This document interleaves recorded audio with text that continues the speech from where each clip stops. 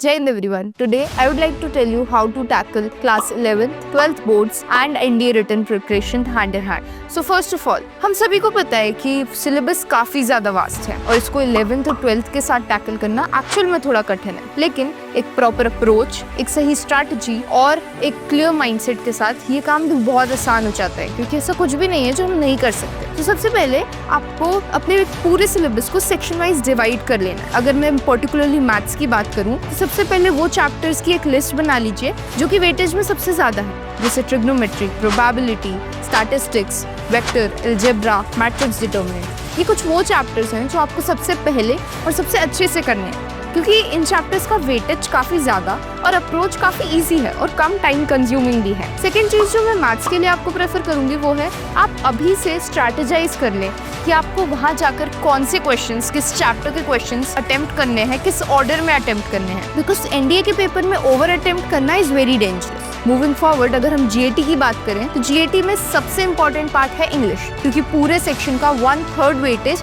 English hold करता है और इसको टैकल करना इतना भी ज्यादा मुश्किल नहीं है। इंग्लिश के लिए आई वुड प्रेफर यू कि आप अपनी रीडिंग स्किल्स बढ़ाएं। रीडिंग स्किल्स में particularly I would go for newspapers, क्योंकि newspaper reading is very important and इससे वन गो में आपको मल्टीपल सोल्यूशंस मिलते हैं। जैसे आपकी वोकैबुलरी इंप्रूव होती है, इससे आपका सेंटेंस फॉर्मेशन पे अच्छा ग्रिप होता है, ऑल्सो इससे आप करंट अफेयर्स के साथ कोप अप कर पाते हैं जो NDA written as well as SSB में आपको हेल्प करता है। जीएटी का second major chunk is science, क्योंकि हम सभी ऑलमोस्ट पीसीएम के स्टूडेंट्स होते हैं, तो फिजिक्स और केमिस्ट्री में तो हमें इतनी प्रॉब्लम होती नहीं है। बोर्ड्स के लिए भी हम जो फिजिक्स और केमिस्ट्री का सिलेबस पढ़ते हैं एनडीए रिटन एग्जाम में उससे काफी बेसिक लेवल का सिलेबस आता है, इसलिए सिर्फ कंसेप्ट समझ के और कुछ फॉर्मूलाज मल्टीपल टाइम रिवाइज करके टॉप ऑफ द माइंड रख के हम सारी क्वेश्चंस काफी आसानी से टैकल कर सकते हैं। ऑल्सो मैथ्स में भी वही सिलेबस रिपीट होता है जो कि बोर्ड एग्जाम्स में आपको आता है, तो डबल मेहनत करने की जरूरत नहीं होती और वहाँ पे दोनों काम आपके आसानी से हो सकते हैं। Also I would recommend you that please कभी भी ज्योग्राफी पोर्शन को स्किप करके मत जाइए अपने एग्जाम में, बिकॉज ज्योग्राफी पोर्शन अगर आप प्रीवियस ईयर क्वेश्चंस उठा के देखेंगे, उनको एनालिसिस करेंगे, तो आपको पता चलेगा कि कुछ टॉपिक्स हैं जिनसे रिपीटेटिवली क्वेश्चंस आते हैं और सिर्फ उन्हीं टॉपिक से आते हैं।